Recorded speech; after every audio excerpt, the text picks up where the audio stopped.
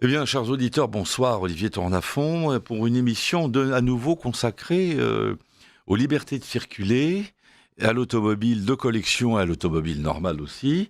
Je sais que chaque année, les auditeurs sont contents de nous retrouver sur ce thème, parce que c'est un thème qui est très fédérateur. Beaucoup de gens circulent en automobile et beaucoup aiment les véhicules anciens.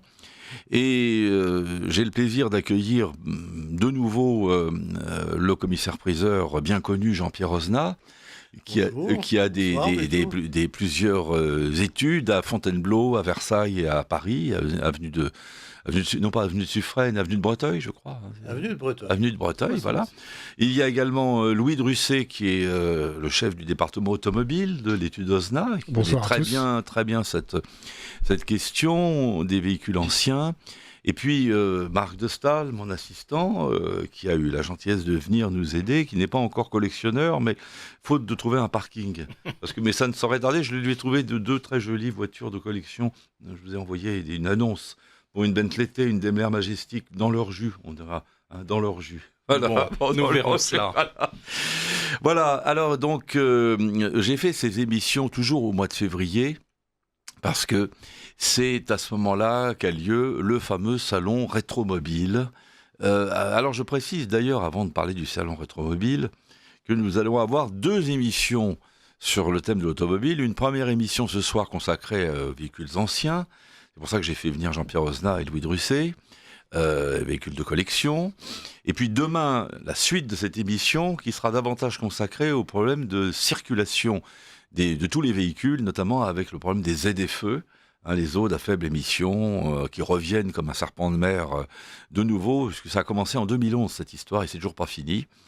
Alors on en parlera, comme Jean-Pierre Ozna doit partir vers 20h15, on pourra peut-être parler un tout petit peu de ces ZFE avec Marc de Staël qui a regardé un peu comment ça se passait dans d'autres pays européens, où ça se passe d'ailleurs mal, et c'est extrêmement ennuyeux ce genre de système. Mais c'est surtout demain qu'on verra ça avec Alain Le Tourneur et Laurent Bonfils, qui ont étudié cette question plus en détail avec le problème de la circulation en général. Alors, le salon Rétromobile, c'est une manifestation, Louis Drusset, je crois, qui a commencé dans les années 70, c'est ça ? Eh bien, en 1976, pour être précis, puisqu'on a fêté les 50 ans cette année. Là. Oui. On en sort tout juste, puisqu'on a terminé le salon dimanche soir. L'édition des 50 ans, ça a été l'occasion d'un nouveau record, puisque nous avons eu plus de 180 000 spectateurs, soit 30 000 de plus que l'année précédente. Donc, 180 000 visiteurs ? Oui, absolument. En tout, sur les 5 jours de salon. Ouais. 5 jours de salon. Alors, il y a une époque où le salon Rétromobile durait beaucoup plus longtemps. C'était sur 10 jours. Oui, absolument. Ouais. Et c'est un peu dommage que ça soit réduit sur 5 jours maintenant, parce que je trouve que... Ça dépend pour qui. Oui, alors pour vous, c'est un peu moins fatigant. Oui. Parce qu'à l'époque, quand on tenait un stand, c'était extrêmement long. Quand c'était sur 10 jours.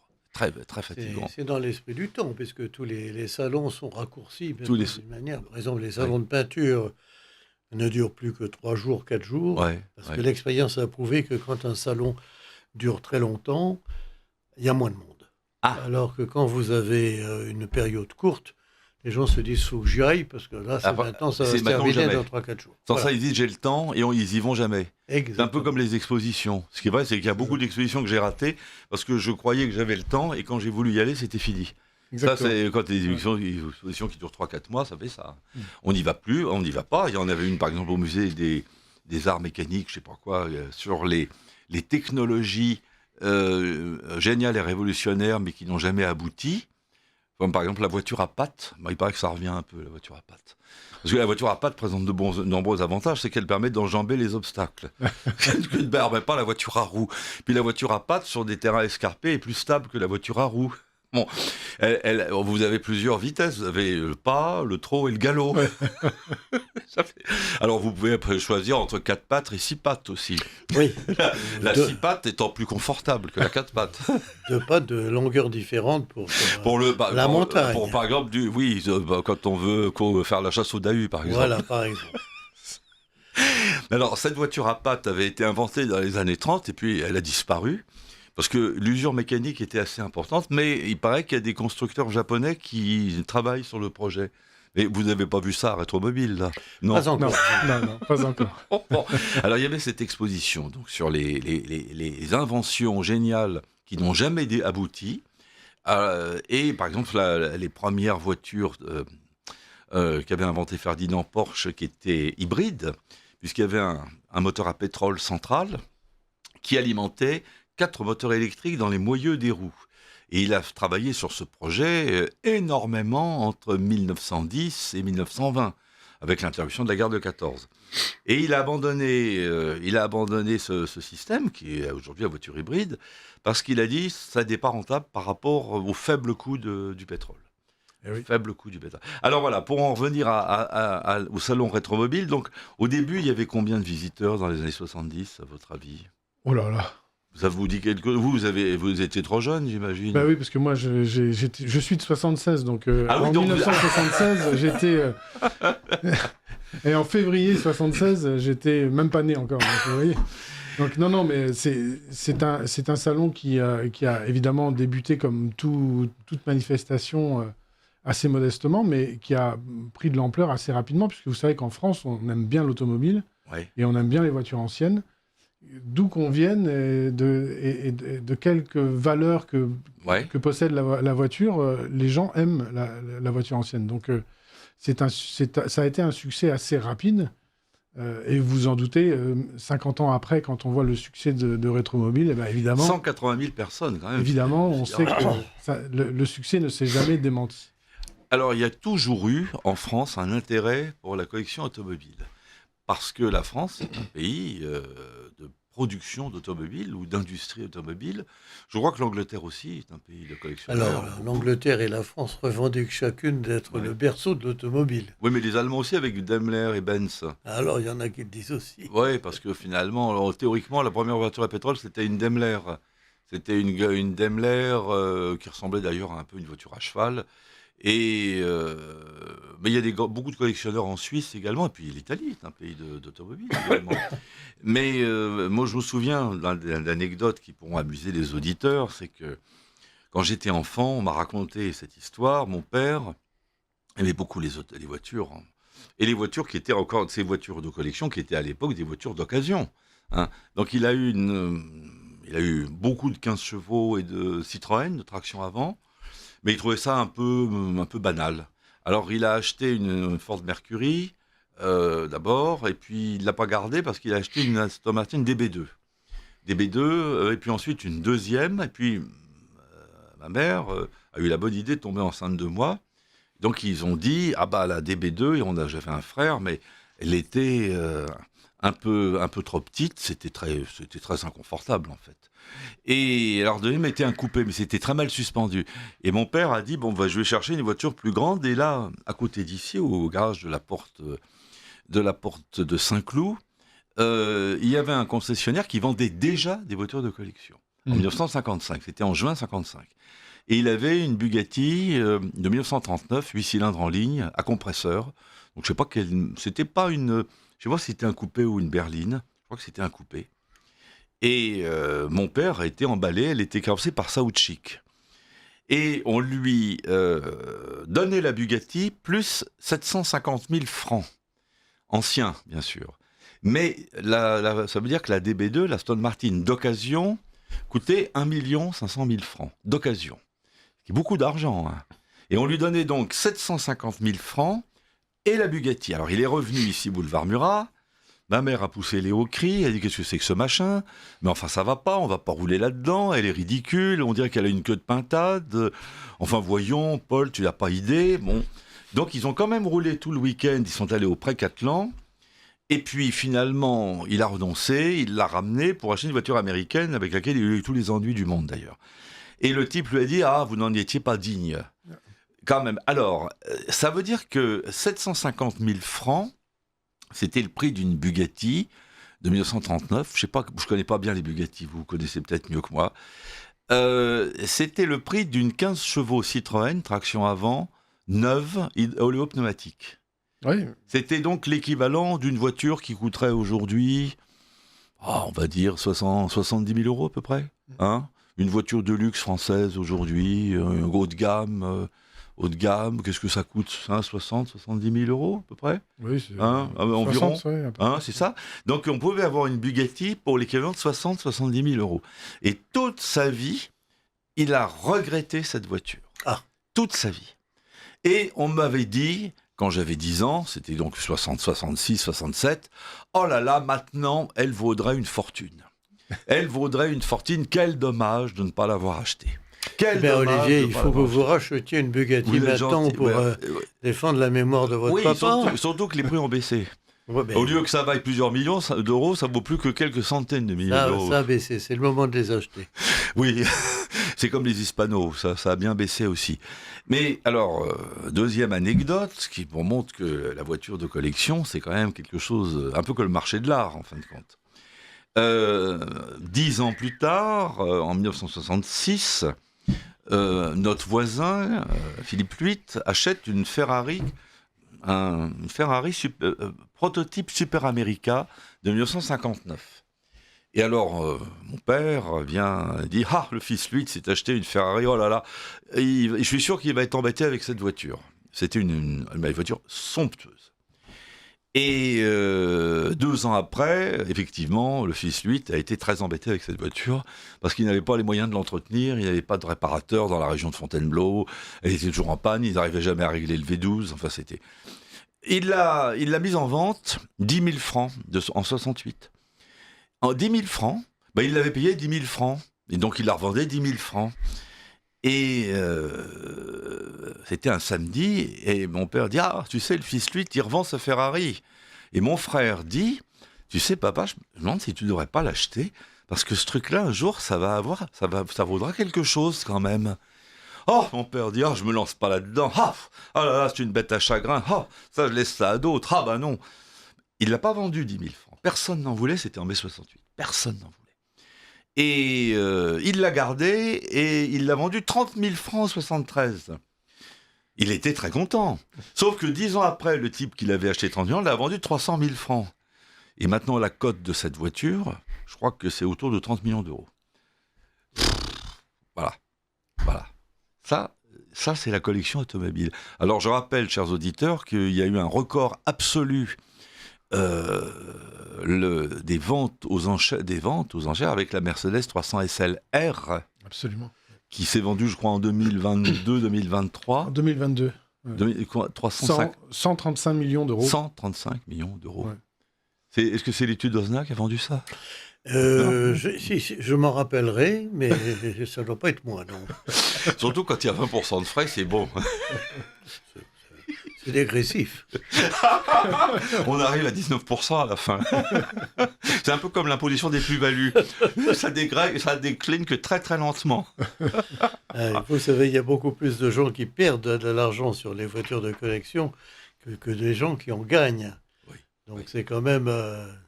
effectivement, on met ça en exergue, puis tant mieux, parce que ça donne envie à tout le monde. Oui. Mais malheureusement, la réalité, c'est que c'est un investissement passion, mais ce n'est pas automatiquement un investissement financier. Ça, c'est exact. Alors, quelquefois, on gagne sa vie. Par exemple, j'ai acheté chez vous, Jean-Pierre Osna, une Mercedes 250S que j'ai payée 3 500 € et qui fonctionne merveilleusement bien. Et aujourd'hui, je pourrais la revendre 15 000. Donc là, j'ai gagné potentiellement de l'argent. Donc ça, c'était une excellente affaire. Je suis arrivé après la vente, je lui dis, j'ai dit c'est trop tard. On me dit non, mais elle n'est pas vendue, ça tombe bien. On cherchait justement quelqu'un parce qu'on ne sait pas comment s'en débarrasser. Et là, je l'ai acheté tout de suite. 3 000, on m'a dit avec les frais 3 500. Voilà, génial. Absolument génial. Absolument génial. Et on peut gagner de l'argent, mais souvent on en perd beaucoup plus. Alors, ce qu'il faut dire quand même, c'est que on en profite beaucoup. Ben voilà, c'est un investissement en passion, bien sûr. Il faut partir d'un principe.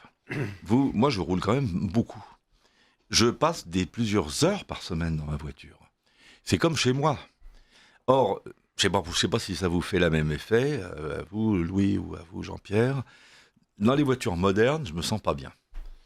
Ça sent le plastique, et il y a des bip-bip partout. Il y a des aides à la conduite qui me ordonnent de faire des choses. J'ai l'impression d'être surveillé.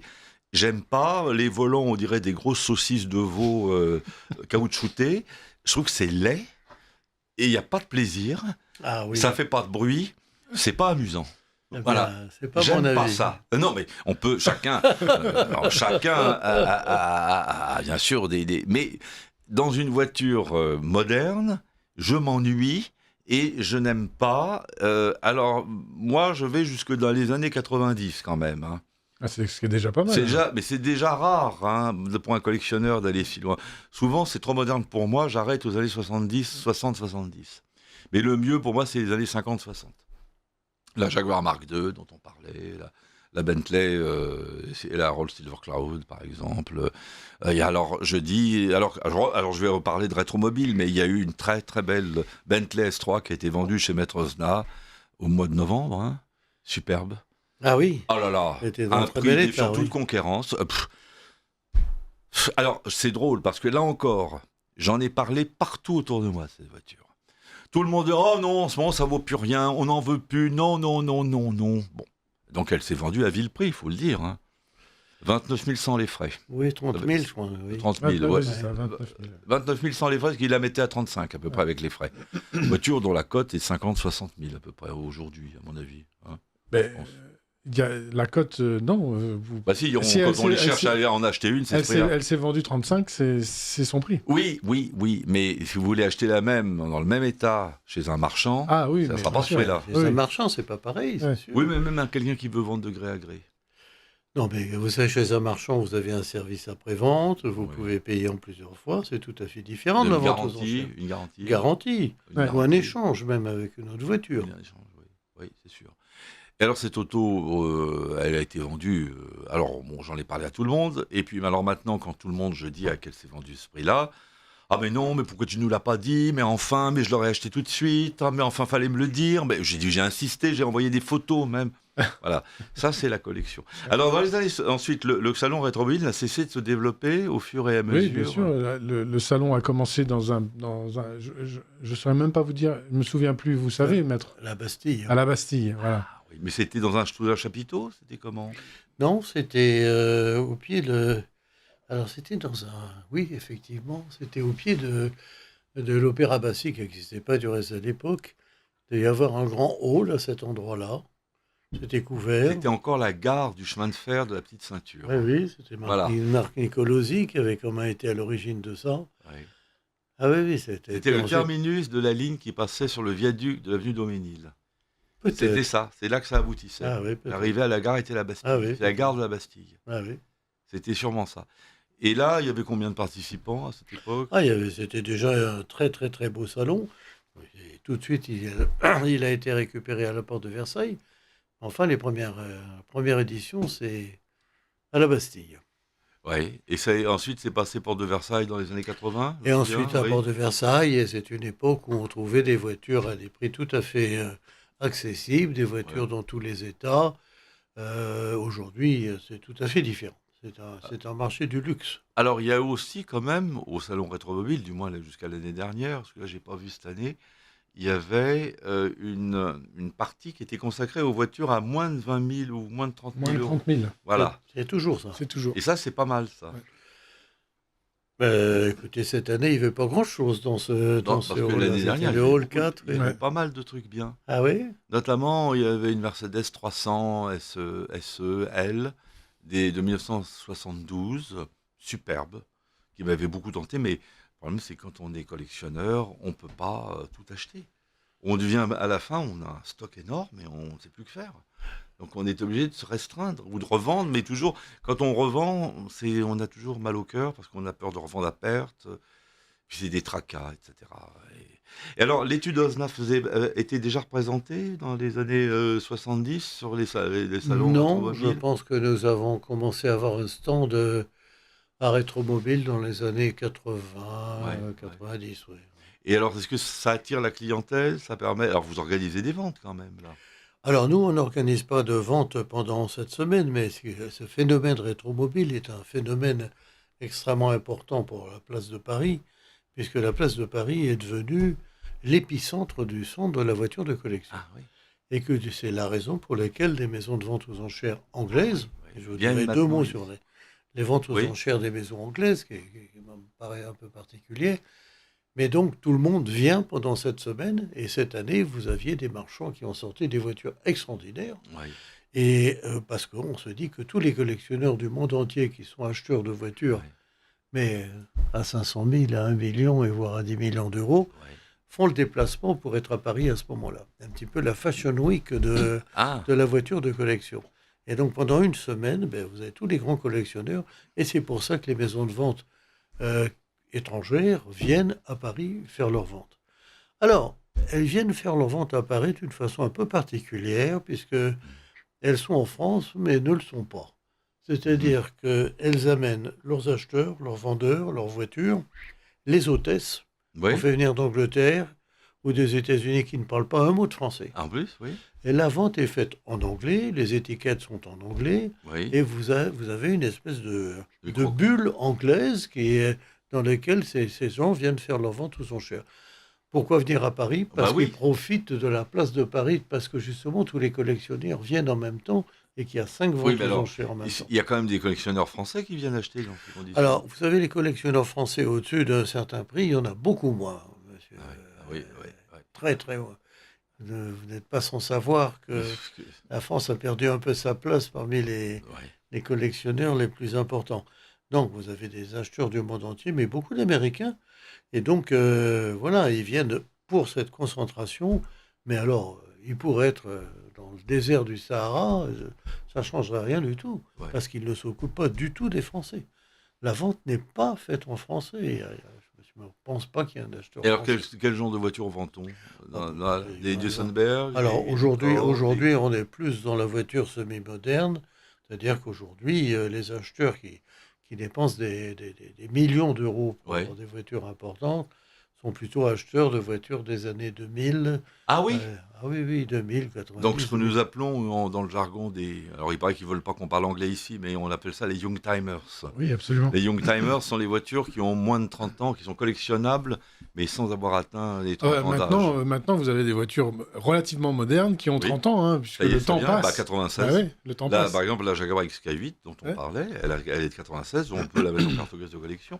Alors l'avantage de la carte grise de collection, je le rappelle aux auditeurs que ça pourrait intéresser, parce que certains sont collectionneurs, on a même des questions normalement d'auditeurs collectionneurs, c'est que d'abord, si les ZFE finissent par s'implanter et que la répression féroce qui a été programmée s'abat sur les automobilistes, les voitures en carte grise de collection échapperont à la prohibition. Absolument. Elles pourront toujours continuer à venir à Paris dans les fameuses ZFE. Et la FFVE, qui a fait un excellent travail de lobbying depuis des années, a même obtenu qu'elles puissent accéder à toutes les communes en France qui s'équiperont de ZFE. Heureusement, ces ZFE, on espère bien leur disparition. Mais c'est pas gagné encore, on en parlera tout à l'heure. Mais donc ça, c'est un énorme avantage. Or, 30 ans, pour des collectionneurs comme nous, c'est pas si vieux, Moi, des voitures de moins de 30 ans, j'en ai pas tellement, finalement, paradoxalement. Moi, j'ai la voiture avec laquelle je roule le plus, elle a mon âge, elle a 70 ans. C'est la Bentley S1. C'est une autre que je roule, elle a 30 ans, c'est la Jaguar XK8. Une autre, elle n'a que 63 ans. Bon, ma Silver Shadow, elle est de 67. Elle a 60 ans. Elle a 59 ans. Bon, pour moi, c'est des voitures modernes. Oui. Et la traction que j'utilise beaucoup, elle est de 52, elle a 73 ans. La Chrysler que j'ai achetée chez vous, Chrysler 8, elle est de 32. Vous allez laisser penser à vos auditeurs, je suis fournisseur exclusif de l'Hésier Tourne-à-fond. De la cour Tourne-à-fond. C'est pour ça que j'ai mis des couronnes, là. Parce que nous sommes de vieux clients de l'étude, oui. C'est bien. L'avantage de l'étude Osna, c'est qu'elle n'est pas loin de chez nous. Il y a des jolies expositions. On vient par curiosité et on repart avec une voiture. Voilà. Et en plus, la dernière fois que j'ai acheté une voiture chez vous, j'avais pas du tout l'intention de l'acheter. J'étais venu exclusivement dans l'optique de faire monter le prix, parce que votre habile négociateur, dont je tairai le nom, m'a dit, tu sais Olivier, il n'y a pas d'enchérisseur sur cette Morgane. C'est terrible. Elle risque d'être vendue à vil prix. C'est presque immoral. Alors j'ai dit, mais qu'est-ce qu'on peut faire ? Il y a une solution, c'est que tu viennes faire monter un peu les des enchères. Ah oui, parce que je veux quand même pas. Mais oui, non, mais tu t'arrêteras. De toute façon, il y en a un, il la veut, mais il faudrait pas qu'il ait trop bon marché. Quand même. Voilà. Alors, j'ai dit oui, j'apprends des choses. D'accord. Ouais. Alors là, ok, je viens. Et je me suis mis devant Jean-Pierre Osnard. Je suis venu, et ça montait. Et moi, je m'étais dit, ça craint rien. De toute façon, il la veut. Je peux aller jusqu'à telle somme, qui était déjà une somme significative. Et à un moment, rappelez-vous, je me dis, non, là, j'arrête. On était à un certain montant, j'arrête. Ah non. Et vous dites, allez, faites un petit effort. Allez, dites ça. Oh, non, ah non. Et puis je dis, pour vous faire plaisir, c'est authentique ça. Pour vous faire plaisir, allez, 50. Mais l'autre, je me dis, il va hurler 51. Et là, silence de mort. Alors, ça y est, c'est bien vu, adjugé, personne, pas de regret. Bang. Quelle histoire. Une histoire vraie. Une histoire vraie. Et une de plus. Voilà. Alors, voilà des questions d'auditeurs. Alors, on a la question d'un auditeur. Bonsoir à tous. Comment faites-vous quand vous avez plusieurs voitures ? Vous les faites tourner à tour de rôle pour maintenir les niveaux et éviter la rouille ? Et quand il pleut ? Je me souviens d'une personne aujourd'hui décédée qui me disait que quand il pleuvait, les essuie-glaces s'actionnaient à la main. C'était peut-être un modèle d'avant 1940. Cela devait être d'un pratique. 3 petits points. Alors, il faut savoir, cher auditeur, que votre question en contient plusieurs. Il y a plusieurs techniques. La première technique, c'est de réunir ses amis et ses assistants, comme ce soir, et de faire rouler toutes les voitures en même temps. Mais ça coûte un peu d'argent. Alors, la deuxième technique, c'est qu'il ne faut pas avoir trop de voitures. Il faudrait éviter d'en avoir, on va dire, plus d'une douzaine quand même. Parce qu'après, on n'a plus le temps de s'en occuper. Alors, il faut savoir qu'il y a des voitures qui supportent l'inactivité et d'autres non. Plus la voiture est moderne, moins elle aime rester au garage. Plus la voiture est ancienne, plus, bon an, mal an, c'est un peu comme un tracteur, quoi. Une traction, ça peut rester un certain temps au garage, ça peut rester 6 mois sans rouler. On aura un peu de mal à la faire démarrer, mais ça marchera à la Chrysler, par exemple. On peut la faire rouler que de manière occasionnelle. Par contre, une voiture qui a des suspensions hydrauliques, comme les DS, ou les Rolls Silver Shadow, il n'est pas conseillé de les laisser trop longtemps immobilisés. Alors le danger des voitures, c'est d'une part que ça se gomme, que ça se corrode, et que les liquides se figent. Et c'est un peu comme l'artériosclérose, en somme. Hein, c'est un peu le même système. Alors faudrait théoriquement, moi ce que je fais, c'est que j'en utilise une différente chaque semaine. Ce qui en fait 4 par mois, et comme ça, au bout d'un an, bon an, mal an, elles ont toutes à peu près roulé. Et alors quelquefois, c'est vrai que je m'attache à l'une de ces voitures, un peu comme si on avait un harem en somme, vous voyez. On s'y attache, ça devient une favorite, et alors on n'a plus envie de la quitter. Et on néglige les autres. Alors il faudrait avoir des gens qui les fassent rouler, mais vous avez eu le même problème, Louis Drusset, avec cette Jaguar que vous aviez passée à votre père et qui est restée inactive. Absolument. Le secret pour préserver une voiture, quel que soit son âge, j'ai envie de dire, alors, c'est vrai que les avant-guerres sont moins fragiles, oui. Mais en fait il faut rouler très régulièrement, puisque tout simplement, tous ces liquides sont des liquides un peu corrosif, que vous avez des joints qui sèchent. Pour peu que la voiture soit stockée dans un endroit un peu humide, ça se corrode. Vous avez de la condensation dans les carburateurs, etc. Et de fait, si vous ne l'utilisez pas assez souvent, elle va faire des caprices. Ouais. Alors, plus il y a d'électronique, moins c'est bon. Alors, ce qui prend l'humidité, c'est souvent les allumeurs avec les vis platinées, les bougies. Et puis, alors, ce que je conseille, 2 choses. C'est que si votre voiture ne veut pas démarrer, le sèche-cheveux et le start pilot, mais qui est en fait qu'on trouve beaucoup moins cher, c'est tout simplement du nettoyant pour frein. Ça permet de redémarrer les voitures très facilement. Alors le sèche-cheveux, c'est excellent. Vous balancez l'air chaud pulsé dans le filtre à air en retirant la garniture et vous en mettez dans la tête d'allumage et là généralement ça redémarre. Ça redémarre. Le sèche-cheveux, un investissement très utile. Si ça marche pas, start pilot, mais c'est cher, il vaut mieux prendre du liquide de nettoyant pour frein qu'on balance aussi dans le filtre à air parce que c'est une sorte d'éther, donc ça enflamme le mélange beaucoup plus facilement. Et puis, alors, si on ne veut pas rouler de grandes distances, ce que conseiller un collectionneur, c'est de démarrer la voiture et de lui faire quelques mètres en avant et en arrière, et en donnant des petits coups de frein pour remettre un peu les liquides en circulation.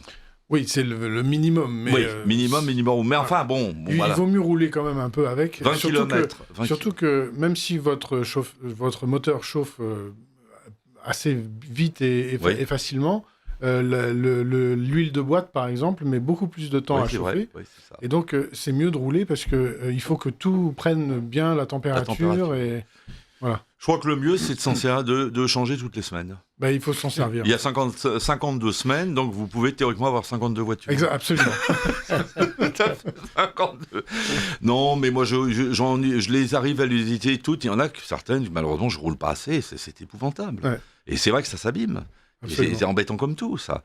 Sans ça, on peut aussi les donner en location à des gens, pour le cinéma, on peut faire ça. Alors que demander l'auditeur. Alors, les essuie-glaces.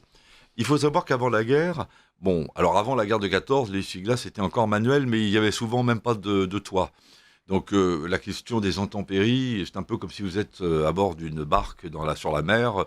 Il n'y a pas d'essuie-glace, il n'y a pas de pare-brise, il n'y a rien. Vous avez un ciré et puis c'est tout. On commence à avoir des essuie-glaces, à mon avis, dans les années 30. Hein. Et au début, ils sont électriques, mais ils ont une commande manuelle de secours. C'est comme la manivelle pour démarrer la voiture. C'est le même principe. Et quand moi, j'ai encore ça sur certaines voitures des années 50. Et alors, moi, j'aime bien la commande manuelle parce que ça remplace la minuterie intermittente sur les voitures modernes. Quand il pleut un peu et qu'on est en ville, pour éviter que ça ne couine, parce qu'il n'y a rien de plus désagréable que les essuie-glaces qui couinent sur le pare-brise, je donne un petit coup manuellement. Toutes les 30 ou 40 secondes. Et ça va très bien. Il n'y a pas de problème. Je trouve que c'est pratique, même. C'est pratique et c'est amusant parce que ce qui était bien dans la voiture de collection, c'est qu'on a un rôle actif. Ce qui est ennuyeux dans la voiture moderne, c'est qu'elle conduit à votre place, quoi. Alors moi, il n'y a rien de pire que les essuie-glaces qui se mettent en marche tout seuls, on n'a plus rien à faire. Voilà, ça c'est pas marrant. C'est comme les boîtes automatiques qui passent toutes seules. Je trouve que c'est pas amusant. Voilà. Donc au fond, on peut rouler presque tous les jours avec une voiture de collection. Simplement, il faut regarder en fonction des conditions de circulation et de voilà. Alors est-ce que demande l'auditeur alors éviter la rouille, il faut éviter les garages et les box avec des vents coulis et la pluie qui arrive, les auvents.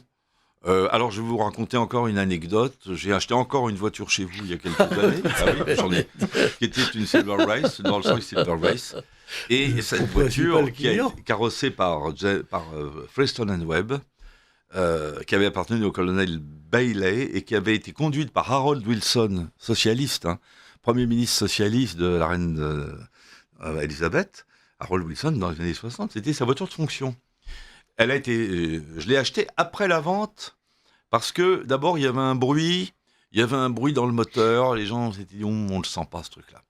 Alors on utilise la voiture et là votre expert me dit c'est rien, t'inquiète, c'est rien, c'est juste le collecteur d'échappement qui a une fuite. En fait non, c'était pas ça du tout, c'est que c'était tout le joint de culasse qui était foutu. Mais ça c'est pas grave, on l'a fait. Sauf qu'après on a découvert, même après avoir remonté le joint de culasse, qu'elle chauffait comme une bête. Et c'est pour ça que ça avait flingué le joint de culasse. Pourquoi ? Alors on a dit, on va changer le radiateur. Donc on l'a donné à une très bonne société qui s'appelle Normandie Radiateur, je recommande, qui a refait un radiateur à l'identique. Mais pas pour cher en plus, c'était un prix défiant toute concurrence. Mais ils ont des techniques, ils coupent ça avec le laser, ils mettent ça, c'est fantastique. Et ils m'ont dit, vous savez ce qu'il y avait dans votre radiateur ? Il y avait un nid de frelons, colmaté, qui datait du siècle dernier évidemment. Il datait de l'époque où on vidangeait le radiateur pendant l'hiver pour pas que ça gèle. Parce qu'il n'y avait pas encore le liquide toute saison que nous connaissons. Et pour ne pas mettre d'antigel, ils avaient laissé le radiateur vidé ouvert. Et au printemps, ces insectes avaient trouvé ça confortable. Ils s'étaient installés dans le radiateur de la Rolls. Après, les autres avaient remis de l'eau. Ils avaient refermé. Tout ça, ça avait fait une bouillie absolument innommable. Et ça avait tout colmaté, et la voiture chauffait horriblement. Et on a, voilà, et maintenant elle chauffe plus. Ouais. Et maintenant elle roule. Donc voilà, c'est les mystères ce sont des choses qui se sont produites il y a peut-être 60, la voiture est de 1947. Donc ça s'est passé dans les années 60. elles ont toute une histoire. Elles ont toute une histoire. C'est comme la vôtre, qui a refusé de marcher comme ça n'a plus été vous qui la conduisiez. Absolument. C'est drôle. Comme Après 5 ans d'absence, elle me l'a fait payer. Et alors, qu'est-ce que vous avez fait à ce moment-là ? Eh ben, je l'ai récupérée. D'ailleurs, elle est maintenant à Fontainebleau. Et je l'utilise une fois de temps en temps, puisque entre-temps, elle tombe en panne. Alors qu'avant, elle ne tombait pas en panne. Alors qu'avant, elle ne tombait pas en panne. Et quelles sont les pannes que vous subissez ? Là, par exemple, vous parliez de radiateur à l'instant. Mon radiateur a rendu l'âme. Et il fuit ? Et il fuit. J'ai eu un problème de pompe de direction assistée. Ah, ça, c'était courant sur ces voitures. Voilà, absolument. Donc, alors, attention, ça s'enchaîne, en fait. Alors, pour les gens qui ont des voitures de collection avec ce liquide rouge qu'on met dans les boîtes de vitesse et les directions assistées, boîte automatique, j'entends, qu'on appelle l'ATF, qui est un liquide rouge qu'on dirait du sirop de grenadine un peu. Une huile assez vicieuse, mais il faut éviter de le boire au goûter, c'est pas très bon. Quand ça commence à fuir, à pisser l'huile par terre, c'est très embêtant. Il y a un produit extraordinaire, c'est le Bardal anti-fuite direction assistée. Une dose de 50 centilitres traite jusqu'à 4 litres d'huile. Et alors là, on obtient des résultats quasi miraculeux. Ça évite de refaire les boîtes et de refaire les boîtiers de direction. Donc je vous conseille Bardal, vous le trouvez dans tous les bons distributeurs. Bardal anti-fuite. Et que j'espère que les auditeurs le noteront aussi. Bardal anti-fuite direction assistée. Et ça marche très bien dans les boîtes automatiques, sauf qu'il faut en mettre beaucoup plus. Parce qu'il y a quand même 8 litres d'huile dans une boîte de vitesse. Faut le savoir. Alors que dans un boîtier de direction, on n'en a pas beaucoup. Non, c'est 50 centilitres à peine. Un peu plus. Il y a bien 1 litre quand même. Ça dépend de la voiture. Ça dépend de la voiture. Mais il y a bien 1 litre. Voilà. Alors donc, ces voitures ont toute une âme. Elles sont amusantes à conduire, agréables. Et puis, malgré tout, si vous regardez le prix que vous les avez payés et le prix que vous les revendrez, même si vous en perdez un peu d'argent, vous ne perdrez pas tellement plus d'argent que si vous avez acheté une voiture moderne et ennuyeuse qui va décoter chaque année 20% de plus. Vous achetez une voiture à 100 000 €, vous perdez 30% la première année. Oui, sauf que les collectionneurs ont toujours eu dans l'idée, que ce soit des tableaux, des objets d'art ou des commodes ou des voitures, que le marché de l'art est inflationniste permanent. Non, et ça, c'est pas vrai, ça. De toute façon, ils vont gagner de l'argent avec ça. C'est une erreur. C'est une erreur, sauf... Alors justement, ça c'est une question qu'on peut aborder. Que faut-il acheter pour faire de bonnes affaires ? Si je le savais, vous savez, depuis le temps que je fais ce métier, alors moi, personne ne peut le savoir. J'ai un début de réponse. J'ai un début de réponse à ça pour avoir étudié longuement la question avec les tarifs de l'époque. Alors, regardez, mon père, s'il avait acheté la Bugatti, il aurait fait une bonne affaire. À condition de la garder jusque dans les années 70-80, où là, ça va aller d'ailleurs plus cher que maintenant. Il aurait fait une bonne affaire. S'il avait acheté la Ferrari de notre voisin, il aurait fait une encore meilleure affaire. Là, c'était un coup fumant. Alors, ce qui monte, c'est ce qui est rare et sportif, et qui a une forte image dans le public. Si vous avez une voiture qui a une forte image, donc Ferrari, Lamborghini, Porsche, Bentley, Rolls-Royce, Mercedes, ou même des marques populaires comme Citroën, Peugeot, et que c'est rare et sportif, et qu'il n'y en a pas beaucoup, là, vous avez des chances de faire une bonne affaire. Vous touchez du doigt un élément important, c'est que pour réaliser cette fameuse bonne affaire, il faut garder les voitures entre 15, 20, 30, voire 40 ans. Oui, c'est plus que la dernière 275 qu'on a vendue 300 000 € il y a 10 ans, elle vient d'être vendue 2 millions. Absolument. Ah oui ? Donc, quand même. Alors ça peut monter relativement vite. Ça peut monter. Je prends un exemple. Dans les années 90, j'étais à Fontainebleau, place du Marché, et je vois une relation qui avait une Jaguar type E, phare caréné, 3,8 litres, jaune poussin. Et à l'époque, pas 90, je dis des bêtises, 2010. À l'époque, en 2010, ça se vendait pas bien. Il n'arrivait pas à la vendre. Et je me souviens, il baisse. J'ai dit, elle est belle. J'aimais pas la couleur jaune. Puis j'aime pas la type E en plus. Bon. Mais il me dit, allez. Écoute, ça fait beaucoup. Bah oui. Et il me dit, allez, allez, je te la laisse à 35. Et moi, oui, bon, merci, c'est gentil, je y réfléchirai. Bah, maintenant, ça vaut beaucoup plus cher que ça. Ça vaut beaucoup plus cher. Et que cherchez-vous, chère technicienne ? Je cherche l'ordinateur qui est derrière vous. Ah, pardon. Voilà, c'est pour les questions des auditeurs qui sont stockés dans l'ordinateur, non ? C'est pas pour ça, parfait. Et ben voilà, donc ça a monté entre 2010 et 2020, ça a monté. Ça a monté. Le marché, il est aussi assez cyclique. Hein. Vous avez dans les années 90, il y a une chute très importante du marché de la voiture de collection. Ouais.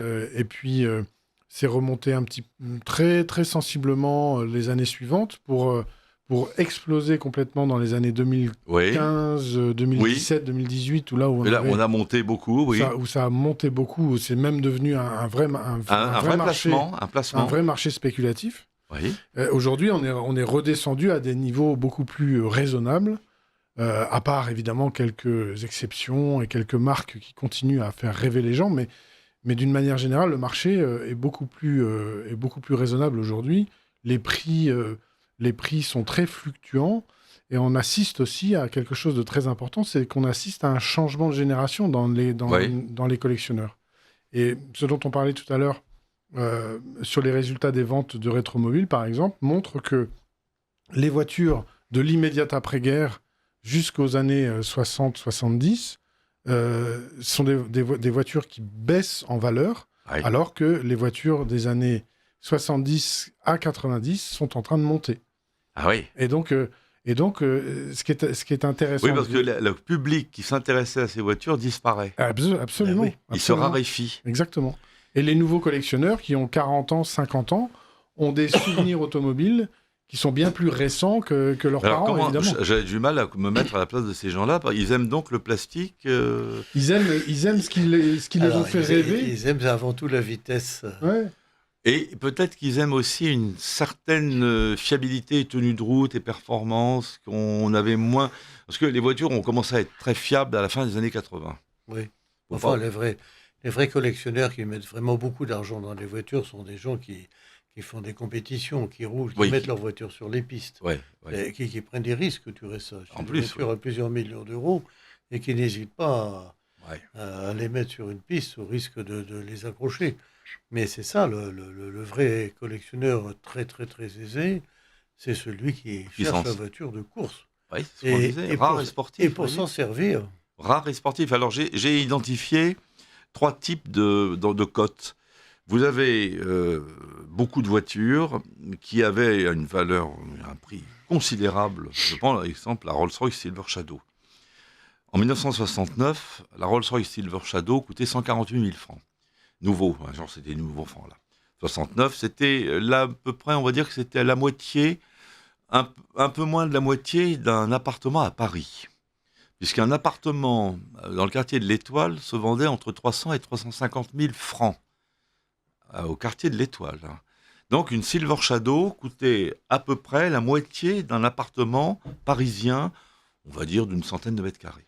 C'était donc hors de prix. C'était donc la voiture la plus chère du monde.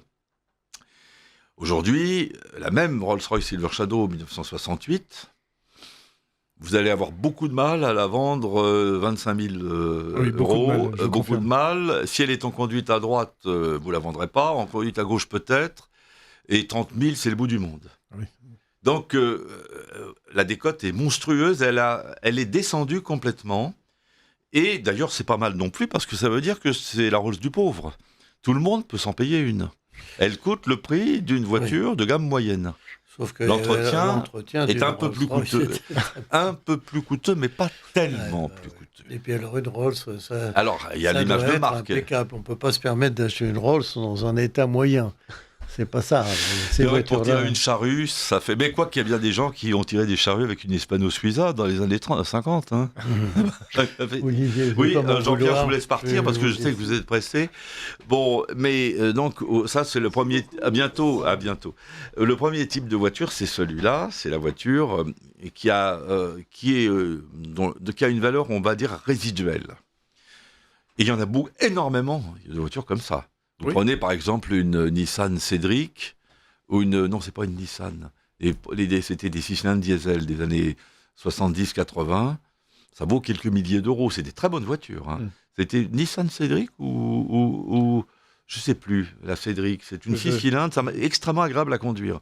Ça vaut 2 000, 3 000 euros. Dans longtemps, certains vieux 4x4 coûtaient 2 000, 3 000 euros. C'est une cote résiduelle. Une 504, par exemple. Une 604. Tiens, voilà des questions d'auditeurs. Alors, ça, c'est l'immense majorité des voitures, ça. Oui. Ce qui veut dire que quand on me dit combien vaut une voiture de collection, je dis souvent, ça vaut entre 135 euros et 135 millions d'euros. Voilà. Suivant les modèles. Vous avez raison. Voilà. Donc à vous de choisir. Exactement. Exactement. Alors longtemps, par exemple, la traction avant avait une valeur résiduelle qui en faisait la voiture préférée des jeunes des années 70, des hippies. Ils adoraient les tractions, ils adoraient les coccinelles. Bien sûr. Pourquoi est-ce que ces voitures ont été à l'image de toute une génération d'étudiants ? C'est parce qu'elles ne coûtaient rien. Une traction avant, en 1968, coûtait entre 50 et 350 francs. On va dire 100 et 600 euros. Et des 15, et parfois vous les trouviez abandonnés au bord de la route ou dans les granges. Bon. Alors ça, c'est la première catégorie. Et puis, vous avez une deuxième catégorie de voitures. C'est des voitures qui valaient cher, dont la cote est complètement dégringolée, et qui ont remonté à leur valeur initiale. Exemple, la Jaguar Mark II. Exemple, la Type E. Exemple, les Jaguar XK140, XK150. Je donne un exemple, une Jaguar Mark II, une 3 litres 8, en 1967, ça vaut 35 000 francs.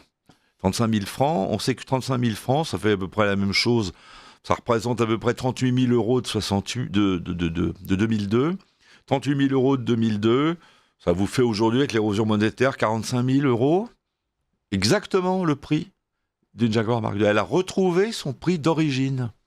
Elle a retrouvé son prix d'origine. Exemple, beaucoup de voitures, Triumph, MG, elles ont leur prix d'origine. Absolument. Et puis vous avez une troisième catégorie, c'est ce qui est spéculatif, Ferrari, Mercedes 300 SLR.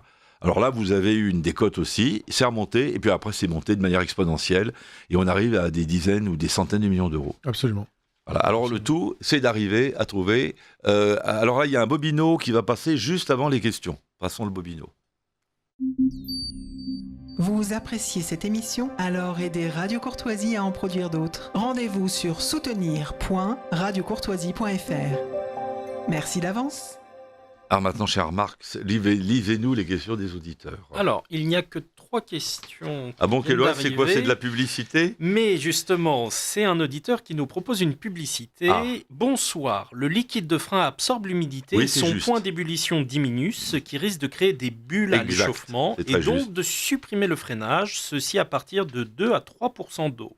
Un petit appareil vendu sur un site bien connu chinois AliExpress pour moins de 3 € permet de tester ce liquide par sa conductivité électrique. Oui, c'est bien. Bonne soirée à vous. Écoutez, c'est très gentil et nous avons effectivement sous les yeux ce testeur de liquide de frein qui coûte 0,99 € et qui permet... Alors on peut aussi remplacer le fameux liquide de frein par du liquide synthétique moyennant quelques petites modifications qui lui a l'avantage d'être neutre. De ne pas d'un liquide, je crois, à base de silicone, qui lui est parfaitement neutre et qui peut durer éternellement. Oui, d'ailleurs, c'est intéressant ce que vous dites, parce qu'il y a plein de petites choses aujourd'hui qu'avec les progrès de la technologie, qu'on peut adapter de façon très discrète sur les voitures anciennes et qui permettent de gagner un petit peu justement en fiabilité, en performance. Et ça, c'est très intéressant parce que souvent, on a tendance à vouloir absolument avoir une voiture complètement d'origine, etc. Mais si on veut rouler dans la circulation d'aujourd'hui, il est tout à fait possible de mettre de fiabiliser les automobiles anciennes avec un système de refroidissement performant. Bien sûr, des ventilateurs électriques, un ventilateur auxiliaire. Exactement. Et ces fameux liquides synthétiques qui sont... et puis on a même aussi d'autres avantages qui sont des batteries au gel qui ont une puissance incomparable et pour un encombrement bien moindre qu'une batterie au plomb. Vous avez également des additifs comme des additifs anti-usure pour les moteurs à base de céramique et qui donnent de bons résultats. Vous avez des possibilités d'augmenter la puissance électrique dans les allumeurs, les allumages électroniques qui marchent très très bien. Vous avez aussi des directions assistées électriques qu'on peut installer sur ces voitures anciennes, comme les tractions qui ont une direction de camion. Alors moi j'aime bien conduire la traction parce que ça me fait les muscles. Et je trouve ça. Et puis mais c'est vrai que sur certaines voitures c'est tellement dur que c'est éprouvant. Et puis vous avez même possibilité d'aller plus loin encore. Et ça correspond donc à ces collectionneurs de très haut niveau dont parlait Jean-Pierre Osna, qui, eux, vont jusqu'à fiabiliser la mécanique elle-même. Absolument. Par exemple, sur les Jaguars, on sait que la faiblesse des Jaguars, c'est les chaînes de distribution qui ont tendance à tomber en bas, à casser, et ce qui fiche le moteur en l'air. Absolument. Alors, pourquoi ? Parce que ces voitures, souvent, étaient extrêmement rapides et puissantes. On les utilisait au maximum de la performance sur les autoroutes de l'époque. Donc les gens, ils fonçaient à tombeau ouvert. Ils arrivaient au péage, ils freinaient. Souvent, la chaîne, à ce moment-là, le tendeur était un peu ramolli. La chaîne déraillait, c'était fini, le moteur était en rade. Et beaucoup de ces Jaguars, le moteur XK est un excellent moteur. Absolument.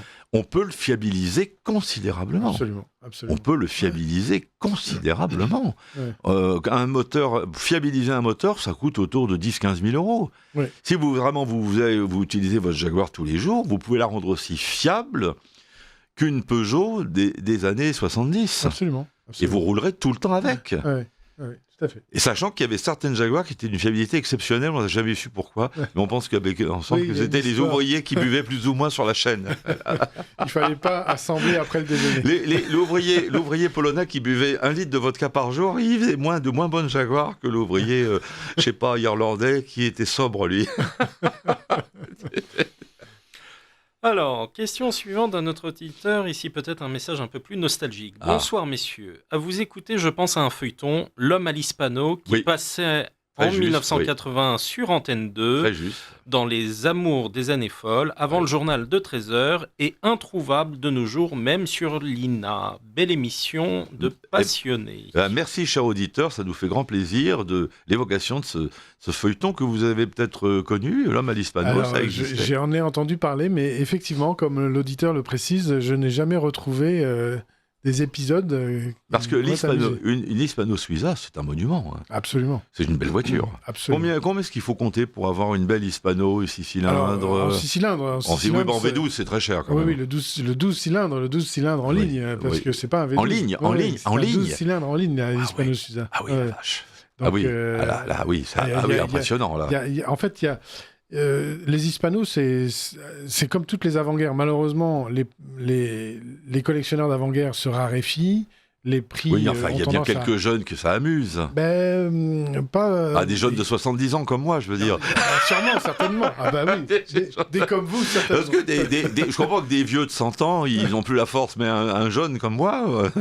Non, mais une belle Hispano. Un beau coupé chauffeur J12, par exemple, ça vaut encore quand même quelques centaines de milliers d'euros. Oui, quand même. Mais ça a valu beaucoup plus cher. Mais ça a valu beaucoup plus cher.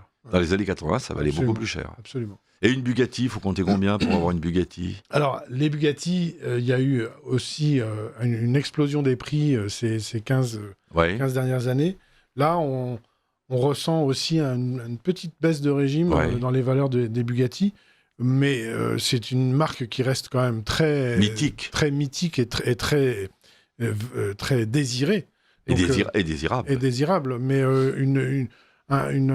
je dirais par exemple un type 43 ou un type 57, ça vaut. Alors je crois que c'est quelle année le type 57 ? C'est 1938 par là ? Oui, alors les 57 c'est plutôt là, oui.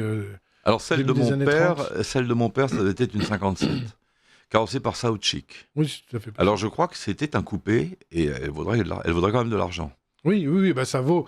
Enfin, un 57, même un cabriolet Stelvio, par exemple, ça vaut encore 500 000 euros. Ah oui, ça vaut quand même le prix d'une maison en province. Absolument.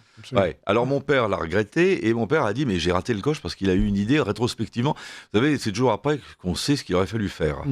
Ça, c'est comme pour le tiercé. Il s'est dit mais j'étais bête. Il fallait, puisqu'on me redonnait la même somme en échange de l'Aston Martin, il fallait que je garde la Bugatti, nonobstant ce que racontait ma mère, il la mettait dans un garage, il la prenait, et avec les autres 750 000 francs anciens, Et ben, il s'achetait une 15 oléopneumatique. Mais bien sûr. Pour la famille. Bien sûr. Et puis le tour était joué. Voilà, tout à fait. C'était tout bête. Et il y avait un trésor. Et il y avait un trésor, et comme ça, la 15, il l'usait, l'autre, il la gardait. Ouais. Et ben oui, mais il dit, j'y ai pas pensé. Mais bien sûr, mais à l'époque, à l'époque, c'était des voitures d'occasion. Voilà. Quand on se servait plus. Et puis alors voilà, et pourtant passé de mode complètement. C'était extraordinaire. Ouais. Voilà.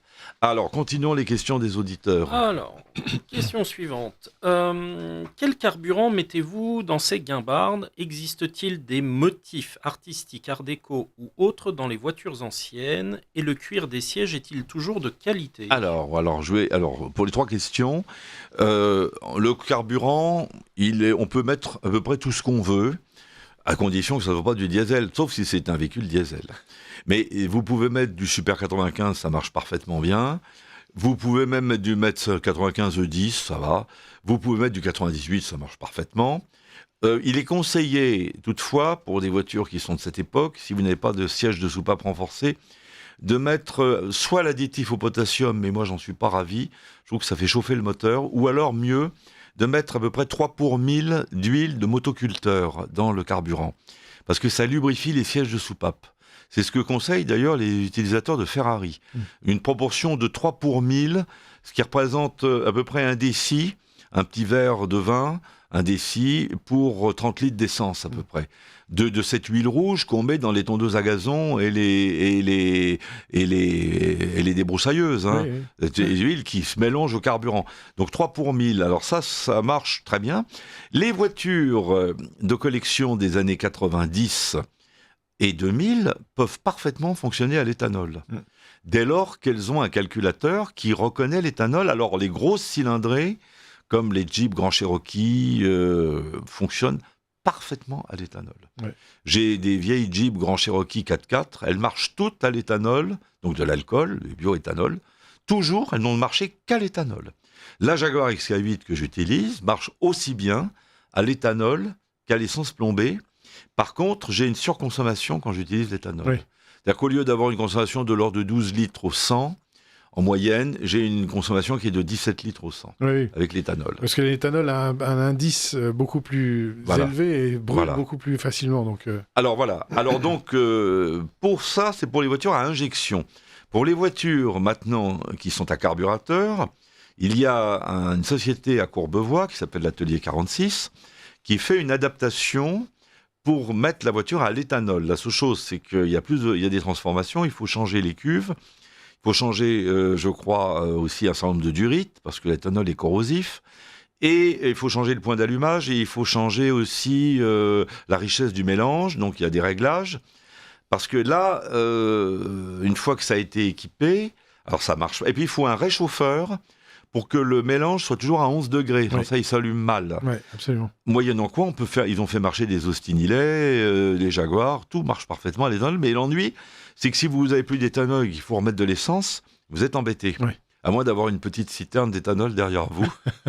Alors l'éthanol a quand même beaucoup d'avantages. C'est que d'abord, c'est de l'alcool. Ça pollue pratiquement pas. Il n'y a pas de microparticules. Et puis si vous faites une fondue au fromage... Dans la fondue, c'est un peu comme le fendant, ou comme le kirsch, c'est quand même mieux que le Super 98. Oui, absolument. Qui donne un goût, quand même. Voilà pour... Bon, alors ça, c'est la question des carburants. Ensuite, qu'est-ce qu'il demandait ? Pourquoi ? Alors, les carburants, ensuite, existe-t-il des motifs artistiques, art déco ou autres dans les voitures anciennes ? Alors, avant-guerre, avant-guerre, oui. Peut-être que vous pouvez en parler. Oui, alors je ne vais pas rentrer dans trop de détails, mais... Il faut imaginer que la France a été, avant, jusqu'à la Seconde Guerre mondiale, un des phares de l'industrie automobile. Et du bon goût et des arts décoratifs. Absolument. À l'époque, on achetait un châssis, un moteur sur châssis qu'on allait faire habiller chez son carrossier. Tout à fait, c'est ce que faisait mon grand-père. Voilà, donc, et c'était une industrie florissante. C'était une des premières industries en France avant la Seconde Guerre mondiale.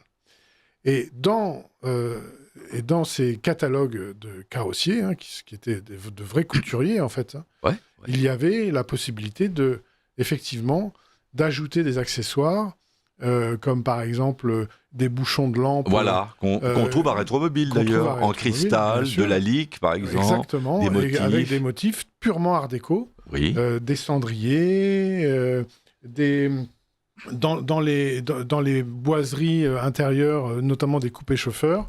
Il y avait aussi des coffres où on pouvait mettre des verres et des carafes qui étaient... Tout à fait. Qui étaient, et ça a beaucoup marché justement pendant cette période art déco. Et donc on en retrouve aujourd'hui en accessoires. Alors, notamment, chers auditeurs, si vous voulez des accessoires de ce genre, vous allez à Rétromobile, vous allez sur Internet, vous en trouvez. Hein. Sans problème. Dans les voitures de la fin des années 30, souvent, on a un tableau de bord qui est tout à fait dans le style art déco, Absolument. avec des cadrans carrés, notamment. Octogonaux, même. Octogonaux.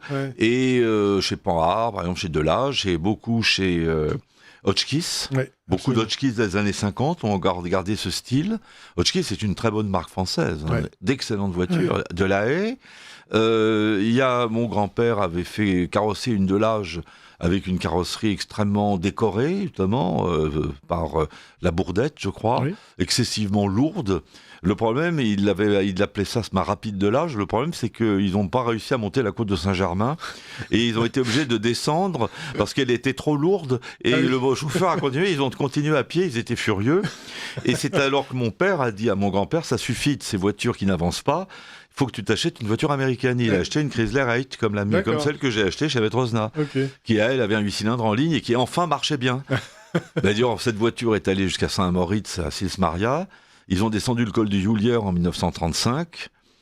En arrivant en bas, les freins à tambour avaient tellement chauffé qu'il n'y avait plus rien. Elle chauffait plus, il fallait presque mettre le pied par terre pour l'arrêter. Alors, à l'hôtel, ils ont dit à mon grand-père, vous inquiétez pas, il y a un maréchal Ferrand là-bas, il va vous forger des patins de frein, vous allez voir, c'est parfait. Et ils sont allés, il a forgé des garnitures de frein à 10, à tambour. Et ils ont fait tout le reste du voyage avec. Incroyable. Et puis, la voiture, elle est restée avec ses garnitures de frein du maréchal Ferrand jusqu'à ce qu'ils la revendent. Ouais, incroyable. Dernière question, alors oui. Dernière partie de la question. Ouais. Et le cuir des sièges est-il toujours de qualité ? Alors, le cuir, ça dépend des marques. Les cuirs sont d'excellente qualité dans les marques de luxe, comme Rolls-Royce, Bentley, Daimler... Et même Jaguar, il faut le dire, c'est de bonne qualité. La seule chose, c'est la conservation des cuirs qui laisse parfois à désirer. Alors, par exemple, si la voiture a été protégée à l'intérieur d'un local tempéré, le cuir est presque éternel, je veux dire. Absolument. Il ne bouge pas. Et alors, il est conseillé de le graisser avec le produit Connolly régulièrement, avec une brosse, et là, ça le nourrit. Alors, surtout les coutures aussi. Voilà, les coutures. Mais quand le cuir est sec, et surtout quand la voiture est restée exposée aux intempéries ou à la lumière du soleil, là, faut voir des différences thermiques considérables qui peuvent arriver à plus de 70 degrés. Absolument. Si vous êtes passé de moins 20 à plus 50, ça fait 70 degrés d'écart. Et alors là, parfois, les cuirs sont complètement cuits. Oui. Et un intérieur en cuir, ça coûte de l'argent. Hein. Oui, absolument. C'est cher. Oui, c'est cher. Alors, c'est moins cher dans des pays comme l'Espagne, le Portugal ou l'Italie, ou encore moins le Maroc, évidemment. Après, il faut voir la qualité du travail. Voilà, c'est beaucoup moins cher, mais il faut envoyer les sièges là-bas, il faut les rapatrier, c'est compliqué. Alors, vous avez d'excellents selliers dans la région parisienne, mais dans l'ensemble, c'est pas donné. Ouais. Alors, les cuirs, par contre, on les trouve partout. Hein. Chez Connolly, vous trouvez sur Internet, c'est les cuirs Vaumol. Il y a même des kits complets. Des kits complets chez, près de Londres, il y en a partout. De toute façon, il faut bien voir qu'il y a en Angleterre toute une industrie nationale de la voiture de collection. Oui. Moi, je dis toujours qu'il est plus facile de faire rouler une Jaguar de 1965 que d'entretenir une Peugeot de 2005. Absolument. Vous avez tout à fait raison. Parce que la Jaguar de 1965, tout est refabriqué. Ouais. Tout. Ouais. Vous en avez partout, il y en a beaucoup dans le monde et vous serez dépanné toujours. Alors que la Peugeot de 2005, on va dire, c'est quoi ce truc ? Ça se fait plus. C'est fini. Les boîtiers, ils n'existent plus. Il n'y en a plus, ça se vend plus, c'est exactement. Fini. Ouais, tout à fait. Alors pour peu qu'il y ait de l'intelligence artificielle, alors là, passez votre chemin. Hein. Question suivante. Bonsoir messieurs. Quid des contraintes de sécurité, la ceinture obligatoire, la conduite sur autoroute, la vignette critère, etc. Émission passionnante. Merci, cher auditeur. Alors, il n'y a pas de contraintes de sécurité. La ceinture de sécurité n'est obligatoire que pour les voitures qui en sont déjà équipées. Donc ça veut dire qu'avant 1967, vous êtes libre d'en avoir ou pas. Si vous en avez, vous les mettrez. Si vous n'en avez pas, vous n'avez pas besoin d'en mettre. Une traction, par exemple, il n'y a pas de ceinture de sécurité. Hein. Ouais. Ensuite, les vignettes critères, pour celles qui sont en carte grise de collection, il y a une dérogation pour les véhicules historiques. Alors si un jour il y avait des contrôles, alors je sais que la FFVE a prévu un macaron doré pour les voitures de collection en carte grise de collection. Quant au reste des éléments de sécurité, il faut simplement être visible de loin.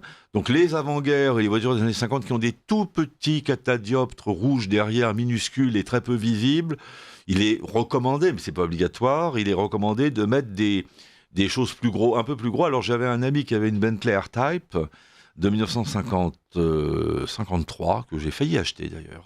J'ai déjà trop de voitures. Et il m'a dit, vous voyez, c'est incroyable, mais je me suis renseigné, mes clignotants, qui c'est très beau d'ailleurs, ils viennent d'une Toyota. Et je lui ai dit, bah voilà, c'est au garage, ils se sont trompés. Et la Toyota, elle est partie avec des clignotants de Bentley. C'est quand ils ont remonté, ils se sont trompés. Bon, et puis pour le reste, direction assistée, on peut les mettre, c'est sur option, c'est des électriques. Pour le reste, les pneus, alors bonne nouvelle, vous avez aujourd'hui des pneus d'excellente qualité. Et faut pas croire que c'est cher. Il est moins cher d'acheter des pneus de Rolls-Royce Silver Cloud que d'acheter des pneus de Fiat 500. Ouais. Parce que vous avez chez la Galaxy Century des pneus excellents pour les Rolls-Royce Silver Cloud qui équipent toutes les voitures américaines qui coûtent une centaine d'euros le pneu. Ouais. Alors, il ne faut pas aller chez Avon où là c'est 400 euros. Oui, bien sûr. Alors que moi j'ai payé les pneus de la Fiat 500 de mon fils, je l'ai payé 180 euros pièce. Ouais. Alors moi on m'a dit ah bah oui c'est normal, c'est très cher quand c'est petit. Question suivante, remarque tout d'abord. Intervenant de qualité, c'est un réel plaisir de vous écouter. Ah merci cher. Étant un jeune passionné de Citroën ancienne, la suspension hydropneumatique des DSSM est-elle facilement réparable? Oui, bien cordialement. Oui, alors les directions sur les DS, les suspensions sont relativement faciles à réparer parce que maintenant, il y a tout un réseau de collectionneurs qui a l'habitude. Alors, il y a deux liquides, liquide rouge, liquide vert. Les plus, c'est des liquides verts. Oui. Ça se refait, on change les sphères, ça coûte pas cher. Exactement, on peut passer en liquide vert avec... une voiture en liquide rouge, on peut la passer facilement en liquide vert, ce qui est plus facile, plus fiable. Alors, il y a les pompes à haute pression, ça se trouve. Et il y a les conjoncteurs, disjoncteurs, ça se trouve. Attention, il faut avoir l'habitude de la suspension hydropneumatique Citroën. Parce qu'il y a des gens qui ont le mal de mer. Oui, absolument. Il y a des gens qui n'aiment pas ça du tout. Oui, c'est vrai. Et il y a des gens qui vomissent par la fenêtre dès qu'ils montent là-dedans. Hein. Oui, c'est vrai. Donc il faut quand même, de préférence... Alors généralement, on n'a pas mal au cœur quand on conduit soi-même. Oui. Parce qu'on a l'agrément de la conduite. Mais les passagers, surtout à l'arrière... on les voit qui blêmissent. Oui, c'est vrai. Alors le mieux pour les faire vomir, c'est de fumer un cigare à l'avant. À Toscanie de préférence. Alors sur les autres voitures, alors les SM c'est pareil, hein, c'est le même système. Oui, c'est le même système. Alors les voitures postérieures, les XM, ont des systèmes plus fiables encore. Ouais. Qui là ne sont pas très chers à entretenir, mais les XM ça vaut pas bien cher.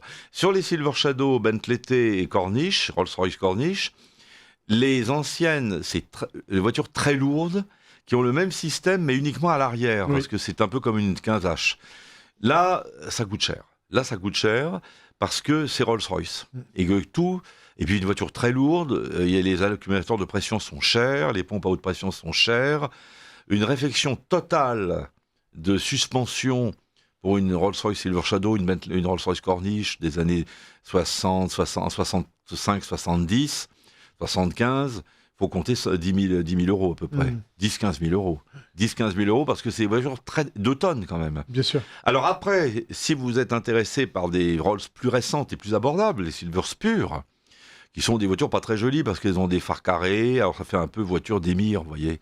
Oui, mais l'intérieur est toujours aussi beau. Magnifique, mais disons que la carrosserie est très très démodée, là vous en trouvez vraiment à vil prix, vous pouvez en trouver à 10-15 000 euros, vous en trouvez sur Internet, hein. Alors, c'est des voitures assez lourdes et pesantes, elles pèsent plus de 2 tonnes. Et alors là, le système de suspension est très bien fait, parce que c'est pas cher à entretenir, parce que c'est de nouveau du liquide ordinaire, du liquide qu'on trouve partout. Et là, ça va. Et là, ça a été rationalisé. Ouais. Voilà. Donc, c'est des voitures qu'on peut utiliser. Alors, plus ça roule, mieux ça marche. Exactement. J'allais y venir. C'est ce qu'on dit. Voilà. Le système hydraulique n'aime pas l'arrêt. Et les premières voitures Citroën qui ont eu ce système, c'était les 15H avec ce système à l'arrière. Absolument. Alors on dit c'est qu'on se casse-pied, oui, bon, c'est comme une DS quoi. Et c'est très... Alors on les voit là, à quoi est-ce qu'on les reconnaît les 15H? Quand on les laisse longtemps arrêter, elles s'affaissent de l'arrière. Ouais. Et après, quand on les remet en route, elles remontent de l'arrière. Elles sont très très confortables, c'est des merveilleuses voitures. Y a-t-il d'autres questions encore? Non? Bah écoutez, en tout cas, on est content de pouvoir rendre service aux auditeurs collectionneurs qui écoutent cette émission. Et on est toujours à leur disposition pour leur donner des conseils et pour leur conseiller des adresses pour entretenir.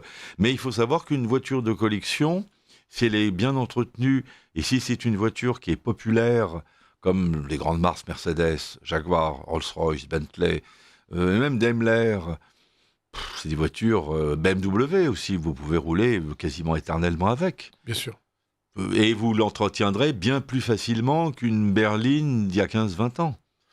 C'est ça. Parce qu'elle est simple. Mais oui. Et puis à partir du moment où elle est stockée proprement et qu'elle roule régulièrement, il n'y a aucune raison. Regardez, vous avez une voiture de collection que les gens utilisent depuis 1933, c'est la Morgane. Absolument. Elle est toujours fabriquée. Ouais. Elle est toujours fabriquée et une Morgane, c'est quasiment éternel. Donc c'est un peu dur. Alors il y a des kits pour améliorer la suspension. Mais tout ça, c'est des voitures, au fond, quand on aime ça, on n'a pratiquement pas besoin d'acheter une voiture moderne. C'est vrai. Oui, on n'a pas besoin, parce qu'au fond, c'est simple, ça marche bien, c'est fiable. On peut rouler tous les jours avec. On peut les fiabiliser. Non, il n'y a pas vraiment de problème. Alors attention à la corrosion. Ces voitures sont beaucoup plus sensibles à la corrosion que les voitures actuelles, qui, elles, sont traitées. Alors les voitures commencent à être extrêmement fiables et résistantes dans les années 90, où là, on a des autos qui dépassent des kilométrages impressionnants. Oui, absolument. De l'ordre de 600 000 km. Oui, tout à fait. Par exemple, Laurent Bonfils, qui roule toujours avec des voitures des années 90, lui, il a une BMW, je crois qu'elle a 580 000 km. Ouais. En boîte mécanique, elle ne bouge pas. D'ailleurs, je me demande si c'est pas pour ça qu'ils veulent mettre les ZFE. C'est pour obliger les gens qui ont des trucs comme ça à les brader et à racheter des voitures. Ouais. Oui, mais bon, cette histoire de ZFE, elle est... Alors, justement, on va en parler un tout petit peu, puisque là, on arrive à 20h44, et demain, on continue, mais vous ne serez pas là, Marc, demain. Alors, le ZFE, qu'est-ce que c'est que ce machin? C'est une usine à gaz qui a été lancée sous la pression des écologistes dans les années 80, dans les années 2010-2011, soi-disant, prétendument, pour améliorer l'air dans les villes et limiter les microparticules. Tout de suite, on est monté au créneau pour dire que c'était complètement disproportionné parce que, comme l'a dit très bien Laurent Bonfils qui vient demain, qui est assureur, ces voitures très polluantes disparaissent d'elles-mêmes avec une sélection naturelle qui est qu'elles sont mises à la casse. Absolument. Et que celles qui restent en collection, c'est tellement infinitésimal que Air Paris dit lui-même qu'il ne peut pas mesurer l'impact qu'elle représente sur la qualité de l'air. La moyenne d'utilisation d'une voiture de collection, c'est à peine 1000 km par an. Donc c'est l'épaisseur du trait, comme on dit. Exactement. Alors, du coup, ces ZFE sont des usines à gaz. Dans chaque ville ou chaque agglomération de plus de 150 000 habitants, on voulait en mettre, jusqu'à ce qu'un certain nombre de gens commencent à se rebiffer, sous l'égide d'ailleurs de partis d'une coalition qui allait du Rassemblement national jusqu'à certains partis de gauche, qui a réussi à les faire sauter l'année dernière par un vote du Parlement, enfin de l'Assemblée nationale, qui a été confirmé par le Sénat, et on pensait qu'on en était définitivement débarrassé depuis une commission mixte paritaire qui a eu lieu, je crois, fin décembre, et qui avait décidé de leur suppression pure et simple. Mais alors évidemment, chez certains écolos fanatiques, c'est devenu une espèce de crise hystérique. Et le gouvernement vient de faire une entourloupe. Alors Marc, je vous laisse expliquer la suite. Entourloupe, c'est que la décision est reportée un peu sine die on a jusqu'au changé présidentiel. Non, pas présidentiel, jusqu'au municipal. Peut-être plus tard. Mais... Alors attention, parce que alors là, on entre dans une zone de confusion extrême où l'on voit qu'on manipule le public. Ce qu'il faut regarder, c'est qu'au niveau européen, elles n'ont pas disparu. Malheureusement, voilà. Donc, il est un peu difficile à concevoir que le village gaulois sera réfractaire et que toutes les autres capitales européennes ne le seront pas. Et en effet, si on regarde Bruxelles, Hambourg, ou même depuis cette année 2025 et 2026, la Pologne, on a des ZFE ou zones à trafic limité qui sont souvent liées à l'émission et pas seulement, ou alors à l'âge de la voiture. Oui. Alors, il y a des endroits où c'est un peu raisonnable, parce que si on regarde en France, c'était surtout des véhicules à partir de 2011, etc., en fonction du critère. Oui, on avait critère 1, 2, 3, 4, 5. Et surtout les vieux diesels polluants. Les vieux diesels, en effet, ça pouvait éventuellement se concevoir. Aujourd'hui, j'ai regardé, par exemple, à Varsovie, il y a une ZFE qui a été mise en place. Il faut que le véhicule ait moins de 26 ans. On peut dire pour l'instant, ça reste un peu raisonnable. Oui, mais alors les véhicules de collection, comment font-ils ? Non, les véhicules de collection, c'est pas uniforme au niveau européen. En Allemagne, je sais qu'il y a une plaque spéciale H. Il y a une plaque spéciale. Il y en a aussi en Belgique, avec une lettre, je crois, O qui commence. En revanche, il faut en Grande-Bretagne aussi faire des démarches et s'enregistrer dessus. Avec une voiture de collection française, vous pouvez aller à Bruxelles, mais il faut vous enregistrer sur un site. Un site est bien longtemps à l'avance parce que c'est beaucoup plus long que pour un Belge avec sa carte de collection. C'est pas automatique. C'est ça. C'est pas automatique. Et c'est la même chose en Espagne. Et il faut s'inscrire sur le site de chaque commune parce que chaque commune a son répertoire de voitures de collection. Quand vous allez à Bruxelles, vous traversez je ne sais combien de communes. Mais si vous allez à Anvers, si vous allez à Bruxelles, il faut s'inscrire sur 2 sites internet différents avec des procédures d'enregistrement différentes. Et des bugs différents. Et des bugs différents, ça c'est certain. À quoi ça correspond ? Ça correspond à une volonté européenne qui est en effet de jouer éventuellement sur la pollution de l'air. Mais il faut voir que les textes européens ne prévoient pas que ce soit le modèle du critère qui est mis en avant. Et ça, c'est l'interprétation des États au niveau local qui permet justement des disparités. Et en effet, comme vous disiez, les partis politiques, ou en tous les cas certains, ne veulent pas voir ça abandonné puisque c'était leur marque de fabrique pendant 20 ans. Exactement. Paris, Lyon, Grenoble. C'est ça. Et qu'aujourd'hui, vous leur dites, c'est fini, vous revenez avec le mazout en centre-ville, ça les rend malades. Oui, alors, ils sont prêts à faire harakiri sur la place du village. Mais ce qui serait beau, ce que je trouve ça bien. De toute façon, il y a harakiri, ou alors maintenant, il y a la loi sur l'euthanasie qui est quand même plus douce. Oh. S'ils veulent disparaître, on n'est plus obligé de s'immoler par le feu. Mais il y a des moyens plus civilisés. Monsieur Macron en est partisan d'ailleurs. Il a dit que c'était une priorité absolue. Mais j'attirais quand même l'attention sur quelque chose. C'est que si on regarde dans chacun des pays de ces grandes villes, métropoles, ça a toujours été phasé avec une certaine temporalité et des seuils. Au cours du temps. On a eu le critère 5 qui était d'abord interdit, ensuite critère 4, critère 3. Et j'ai regardé l'exemple chinois. Les Chinois sont très intéressants parce qu'ils ont aussi un critère, mais pour les voitures électriques maintenant. Ah oui. Donc maintenant, si vous avez une voiture électrique qui consomme plus de 27, j'ai plus l'unité de mesure, kilowatts, je sais plus si c'est en kilomètres ou par heure, elle a aussi un critère négatif comme nos critères 5. Et je pense qu'en Europe, d'ici quelques années, nous allons en venir que même les voitures électriques seront soumises à des critères en fonction de leur consommation en kilowatts pour une distance de déplacement. Donc au final, c'est vraiment pas une simple question de particules, sans doute très polluantes pour certains moteurs, beaucoup moins pour les plus récents. C'est vraiment à la fois un levier pour inciter à la consommation ou pour réguler les déplacements de population. Exact. Donc là, il s'agit bien davantage d'une atteinte à la liberté de circulation et d'aller et venir. Surtout que, en fait, on s'aperçoit dans les justificatifs avancés qu'il y a beaucoup d'incohérences. Il y a eu tout un article dans le Figaro la semaine dernière sur les ZFE, où dans un premier temps, première partie de l'article, on nous explique qu'elles n'ont jamais été respectées nulle part et que tout le monde a continué à rouler avec des voitures polluantes. Et que d'ailleurs, de toute façon, ça a de moins en moins d'importance parce que... Bon, on va passer aux questions. Parce qu'en fait, vu l'amélioration des carburants et des moteurs... le taux de microparticules a considérablement baissé. Depuis 2017, il a baissé de 40%. Absolument. Alors ça, c'est la première partie de l'article. Alors on dit, c'est vrai que ça ne sert plus à rien, il faut les supprimer. Mais alors, deuxième partie de l'article, et là c'est contradictoire, le journaliste nous dit, oui, mais vous comprenez, si maintenant on les supprime officiellement, les gens, des millions de gens vont se ruer sur toutes ces vieilles voitures polluantes qui dorment dans les granges. Attendez, alors là, c'est vraiment prendre les gens pour des cons. Hein. Je suis désolé, c'est stupide. Alors, des questions Alors, il reste 3 questions, très brièvement. Voilà. Certaines sont rapides, d'autres un peu plus longues. Bonsoir, monsieur Tournafond. Vous possédez combien de véhicules de collection, bien courtoisement ? On va dire, on est autour d'une douzaine, mais chers auditeurs, si vous êtes intéressés, je peux vous en vendre certains parce que vous faire des échanges. Les échanges sont possibles.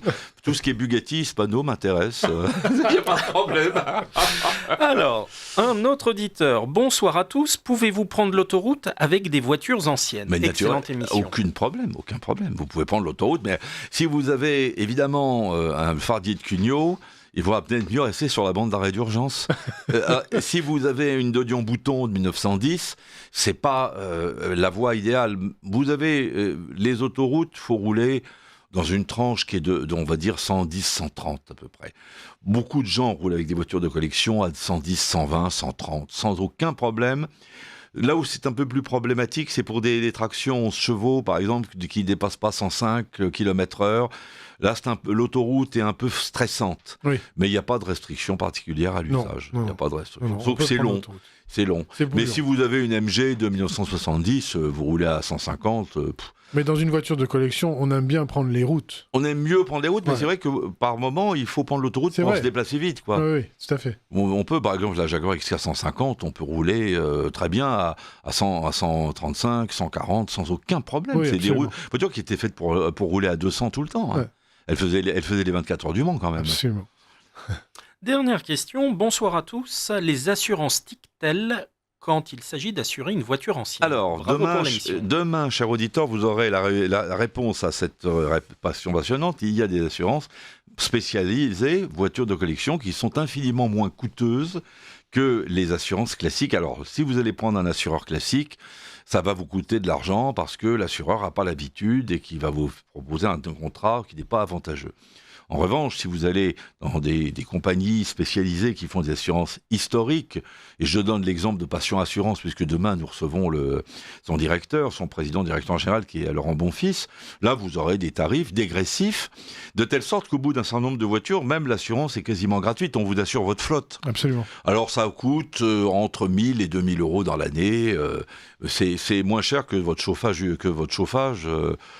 c'est pas plus cher que de payer votre alarme, hein. Votre service d'alarme de télésurveillance.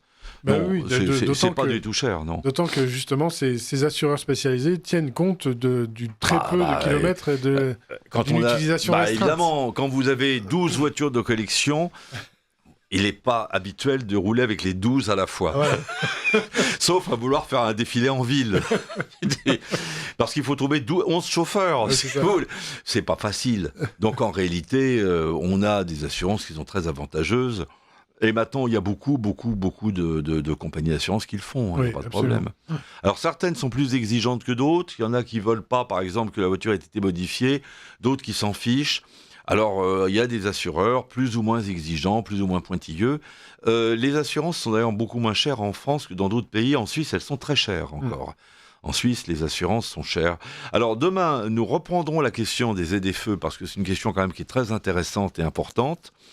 Et puis, nous aurons justement la question des assurances et on passera plus sur les véhicules contemporains. Voilà, eh bien merci chers auditeurs. Il reste encore 1 minute 30. Il n'y a plus de questions du tout à poser. En tout cas, demain, suivez la suite de cette émission puisqu'on va revenir sur la question des ZFE. Il faut bien voir qu'il y a là où on peut détecter, je dirais, la manipulation des foules. C'est quand on commence à nous dire d'abord, c'est pour les microparticules, et puis après on vous dit, finalement, c'était pas les microparticules, c'est l'usure des pneus qui engendre une pollution. Alors là, ça n'a plus rien à voir avec l'âge de la voiture. Parce qu'une Tesla, elle use les pneus encore plus. Oui. Et puis là, après, on vous dit, finalement, c'est pas ça du tout, c'est les émissions de CO2.